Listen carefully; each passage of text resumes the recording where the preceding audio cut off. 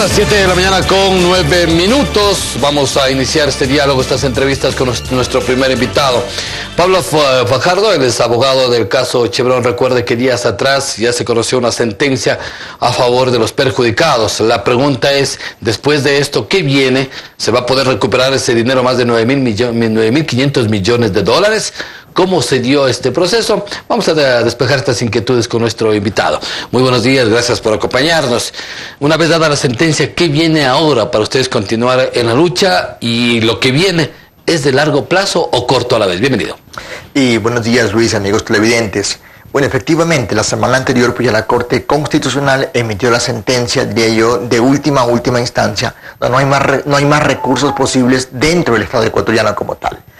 Ahora las acciones, vamos a enfocarlas básicamente en las acciones de homologación de sentencia en el exterior.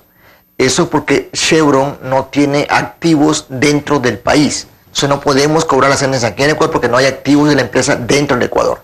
Entonces aquí lo que nos toca hacer es primero continuar la acción que tenemos ya planteada en Canadá desde el año 2012. Tenemos ahorita una acción de apelación ante la Corte Suprema canadiense y que esperamos continuar esa acción en los siguientes meses. ¿Qué hizo Chevron para llegar a toda esta demanda de mucho tiempo? Mire, lo que ha hecho Chevron en este tiempo es primero tratar de no reconocer el daño ambiental. O sea, recordemos, la empresa Chevron operó en Ecuador desde el año 64 hasta el año 90. En esos 26 años de operación, de nuestro punto de vista y por muchísimas informaciones técnicos y expertos, causó el peor desastre ambiental de la historia de la humanidad por una empresa petrolera de manera intencional. Una cosa importante, no fue un desastre ambiental causado por accidente, fue intencional. Por ejemplo, de forma intencional, cada 2 o 3 meses enviaba un camión un tanquero lleno de petróleo y lo arrojaban en todos los caminos y carreteras de la zona, por ejemplo, ¿no? En cada pozo petrolero hacía de 2 a 5 piscinas o piletas o como se le llame, donde arrojaba todos los desechos tóxicos. Esas piscinas las construía siempre lo más cercano a un estero, a un río, a un pantano, y ponía un tubo para que esa agua tóxica vaya directamente al río. O sea, el daño fue intencional, Luis, en este caso, ¿no? Entonces, ¿qué le ocurrió en el juicio? Durante el trámite judicial, los primeros 9 años, el caso estuvo en Estados Unidos, y Chevron alegaba que no era el foro conveniente, que si había un juicio debía tramitarse en las cortes ecuatorianas y no en los Estados Unidos. Pasamos 9 años litigando solamente si era o no el foro conveniente en Estados Unidos. Vino el caso de Ecuador y empezó todo el trámite, bueno, para decir que no era en ellos, que era Petroecuador, que era otra empresa, que no había daño ambiental, bueno, una cantidad de argumentos que retrasaron el caso de forma realmente increíble. 25 años de litigio hasta ahora. Se le puede llamar como una victoria. Yo diría que es una gran victoria. Tenemos hasta ahora 4 sentencias judiciales, todas condenatorias en contra de Chevron. Ya no hay duda de que hablamos de un daño ambiental, de un crimen ambiental. Ya no se puede hablar de un supuesto daño, no. Está confirmado, reconfirmado ahora que hay un daño ambiental intencional causado por Chevron Corporation. ¿De cuántas hectáreas? La operación de Chevron fue en más o menos 480.000 hectáreas hasta el final, lo que son las provincias de Orellana y Sucumbíos particularmente. ¿A cuántos se perjudicó como comunidades o quienes habitaban en alrededor? Los pueblos afectados y los pueblos que luchan en este caso, que son parte de la Unión de Afectados por Texaco, la UDAP, que es la que lleva este caso adelante, son los pueblos Sionas, Siecopay, Cofanes y Guauranis como nacionalidad. Y luego comunidades quichuas y shuar también, procedentes de otras regiones de Ecuador, como la parte del centro y sur de la Amazonía ecuatoriana, y también obviamente miles de colonos o campesinos. O sea, esa es la población afectada. En números, hablamos de 30.000 víctimas, 30.000 afectados directamente. Sin embargo, somos conscientes que ya habitamos mucho más o menos 250.000 personas habitamos entre lo que es los cantones La Guaira, Susufindi, en Sucumbíos, Joya, Los Hachas y Francisco Orellana, en provincia de Orellana. Ahora, la inquietud es, ¿y esos 9.500 millones de dólares, cómo lo van a recuperar? ¿Qué van a hacer ustedes para eso? Bueno, el primer paso, como te decía, Luis, es las acciones de exequatur. Sí, las acciones, pero ¿van a recuperarlas así tan fácil? Mire, fácil no una en este a eso caso. Me refiero, quiero decir. El oponente es tan poderoso, es la segunda empresa más grande de Estados Unidos, quizás la 7ª del mundo entero. Hoy tiene muchos recursos y pone todo para obstaculizar el trámite. Recordemos, tienen por lo menos 2.000 abogados trabajando a tiempo completo en este caso. Evidentemente no es nada sencillo, pero creemos que por la fuerza de la ley vamos a lograr que pague lo que lo debe a la Amazonía ecuatoriana. ¿Qué van a hacer con ese dinero en caso de que se les pague? ¿Hacia dónde van a redistribuirlo? Lo que dice la sentencia, o sea, no es un caso, y es importante, para repartirlo entre los afectados. O sea, no es que eso se piensa desde allá, desde quienes son los afectados.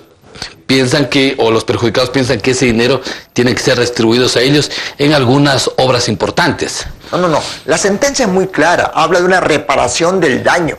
Del daño, que quede claro. Okay. Es decir, hay una... medio ambiente. O sea, por ejemplo, ¿no? El mayor rubro son 5.300 millones para descontaminar los suelos que están contaminados, ¿sí? Otro rubro importante para atención de casos de cáncer, que tenemos una tasa de cáncer más alta quizás de América Latina en estas provincias de Orellana y Sucumbíos. Rubros para los pueblos indígenas, rubros para el sistema de agua. O sea, todos los están clasificados para qué se van o en qué se van a invertir como tal. Entonces, insisto, no es un recurso para repartirse, es para reparar un bien común. La Amazonía que está contaminada hoy en Orellana y Sucumbíos. El gobierno que tanto ha jugado en este papel importante de la lucha de ustedes, los gobiernos. Mire, hasta aquí ha pasado, bien que lo preguntas, 9 presidentes de la República hasta la actualidad, y que ha pasado el caso hasta ahora, 9 gobiernos de Ecuador, ¿sí? Con posiciones distintas. Aclaro, este es un caso privado, particular, de comunidades afectadas versus la empresa Chevron Corporation. El Estado como tal no es parte de este litigio, ¿sí? O sea, nunca ha sido parte del litigio como tal. Hay otros litigios, en este caso arbitrajes que ha planteado Chevron en contra del Estado ecuatoriano. Ahí sí tiene que el Estado defenderse. Y de paso lo digo, yo creo que el Estado debe ahorita mejorar mucho más todavía. No digo que ha estado mal, ha hecho una buena defensa, pero hacerlo mucho más eficiente, porque la gran amenaza ahora es que el panel de arbitrajes, en el caso Chevron 3 que se llama, falle en contra de Ecuador y Chevron pretenda endosar esta deuda al Estado ecuatoriano. ¿Y por qué creen que pueda fallar cuando se dio una sentencia a lo contrario? Sí, pero es que los árbitros son otra cosa distinta como tal. Los árbitros siempre van a fallar en favor de las corporaciones.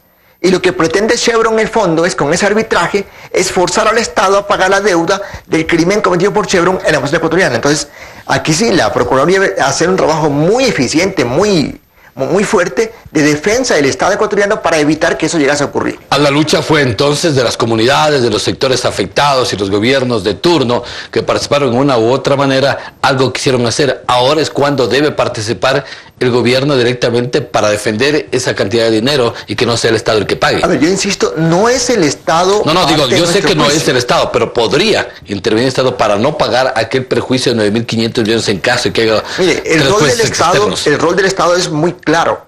Es, en el caso del arbitraje, defender el Estado ecuatoriano en el arbitraje que tiene Chevron en contra del Estado ecuatoriano. Defenderse directamente allí.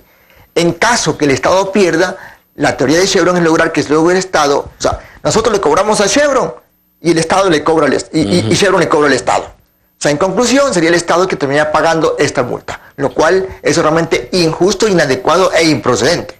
¿El triunfo de quién se lo merece o hay que decirlo así? El triunfo es realmente de los pueblos afectados, son los pueblos que han luchado 25 años, Luis. O sea, no es un caso que tiene por corto tiempo. 25 años luchando todos los días en contra de Chevron Corporation no es cosa sencilla. Entonces yo sí, mi homenaje, mi reconocimiento a los pueblos indígenas y campesinos de Orellana y Sucumbíos que jamás claudicaron en esta batalla. Y también obviamente reconocer todo ese apoyo incondicional, realmente increíble, de los distintos colectivos sociales del Ecuador, la CONAIE, la Confenial, Acción Ecológica, colectivos Ya Unidos, sedes, o sea, distintos colectivos que han estado siempre junto a estos pueblos, juntos a la UDAP, luchando por el acceso a la justicia. Este ha sido el juicio más grande que han tenido y que han estado ustedes presentes. Ahora, en la actualidad, ¿cómo se está manejando el tema petrolero en ese sector después de la experiencia que tuvieron? Mire, yo pienso que en los 25 años de litigio han habido ciertos correctivos. O sea, hoy no hacen las empresas lo que hacía Chevron cuando estaba operando acá. Por ejemplo, ya no vierten petróleo internacional en las carreteras, por ejemplo. Ya las piscinas o el agua de formación ya no va todo a los ríos como era antes. Pero hay un eminente daño ambiental y de paso hay una falta de eficaz control del Ministerio del Ambiente en esa zona. O sea, el Estado aún sigue en deuda en su capacidad de control o de controlar los impactos ambientales en la zona. Los gobiernos de turno, ese ha sido el gran problema que han tenido ellos cuando se refiere al tema de explotación petrolera en el oriente, no cuidar el tema del medio ambiente, sino explotar o dar a las empresas que explotan el petróleo realizar su trabajo sin una debida o adecuada situación ambiental. O sea, insisto, ha mejorado ciertas cosas. Pero no en todo. Pero no en todo, obviamente. ¿Cómo que ha mejorado en qué? O sea, por ejemplo, ya como dije antes, no hay vertidos intencionales a las carreteras, a los ríos directamente como era antes. El agua de formación, por ejemplo, que antes todo se arrojaba a los ríos, o ya no ocurre eso. Pero sí hay derrames de petróleo, por ejemplo. A veces se rompen las tuberías, por ejemplo, hay derrames de petróleo, y el Estado no es capaz de sancionar a la empresa responsable de su derrame de petróleo.